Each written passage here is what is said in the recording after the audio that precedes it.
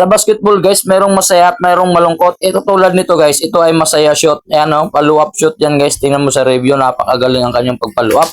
Talagang shoot na shoot guys ang kanyang mga bantay na kangangalang at kanyang mga kasamaan ay tuwang-tuwa. Yan po ay masaya shoot. Itong isa na ipapakita ko sa inyo guys. Ito po ay nakakaasar shoot. Nakinggan mo no, napakatas ang kanyang kumpiyansa. Kasama niya yung nakaitim. Ginamit niya yung Pinoy step guys. Tingnan mo yung pag-lay-up niya, kapos na kapos.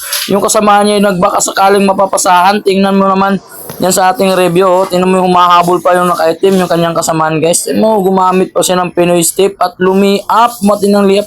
Yung pala ay kapos na kapos guys. Yung po yung nakakasar. Lay-up, akala mo yung shoot na shoot. Yung kasama niya yung naghahantay. Anong may tatawag mo sa kanya guys? Binawal ba yan o talagang buhaya siya? Tingnan mo naman guys, talagang yung kasama niya naghahantay sa wala. Akala mo yung malalaglagan, akala mo yung mapapasahan. Tingnan mo guys, ay nakakalungkot pag ganyan gagi.